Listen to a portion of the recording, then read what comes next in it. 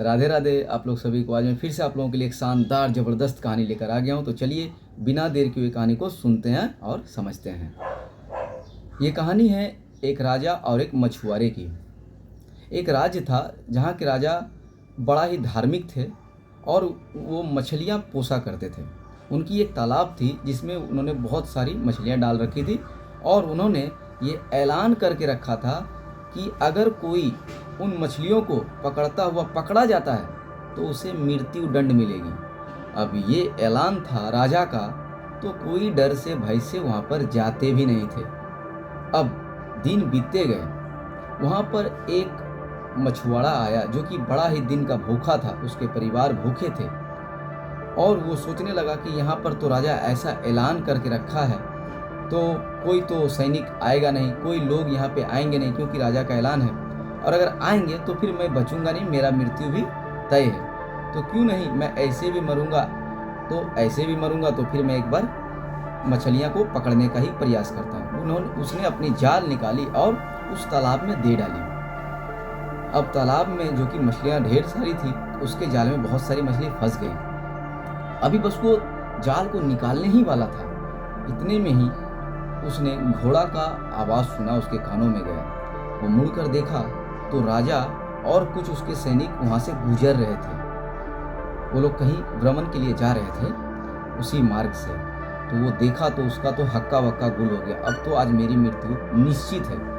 अब वो क्या करे, अब मरता क्या नहा करता, अब वो क्या नहीं करता। अब वो तो उसको तो लगने लगा कि अब मैं कैसे बचूं। अब वो क्या किया, तुरंत झटपट से उस जाल को उसी में छोड़ डाला और तुरंत अपने कपड़े को खोलकर और वहीं पर से मिट्टी उठाकर पूरा लगा डाली, पूरा लगा लिया। मिट्टी चेहरे में लगा लिया, शरीर में लगा लिया और मतलब पूरा साधु जैसे वेशभूषा बना लिया और अपने आप को वहाँ पे आँख बंद करके ध्यान में शांत होके बैठ गया।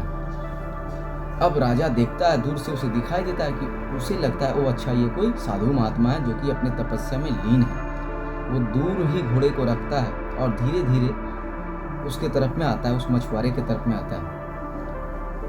आकर दंडवत उन्हें प्रणाम करता है क्योंकि उसे पता था कि ये एक बहुत ही बड़ा तेजस्वी साधु है जो तप में लीन है। बस वो अपने गले से एक सोना और हीरा का वो आपका चैन निकालता है और उनके चरण में रख देता है। जो भी वो पहना रहता है उनके चरण में रख देता है और वहाँ से वो चुपचाप धीरे धीरे राजा निकल जाता है।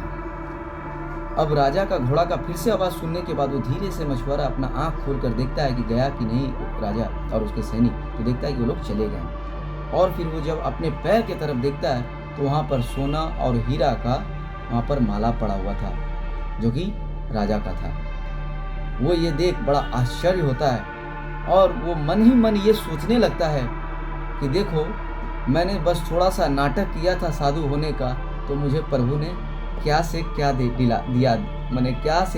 दिया।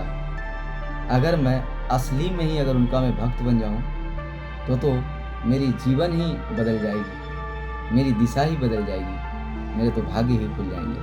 और उसी समय उसने संकल्प लिया कि अब मैं प्रभु के ही शरण में जा रहा हूँ। और उसी समय से वो मछुआरापन अपना वो वहाँ त्याग दिया और फिर सदा सदा के लिए वो सचमुच का साधु बन गया।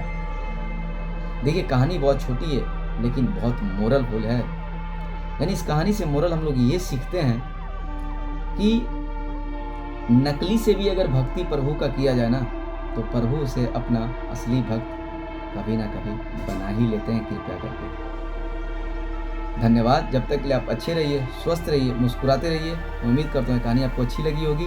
मिलते हैं फिर किसी एक बेहतरीन कहानी के साथ।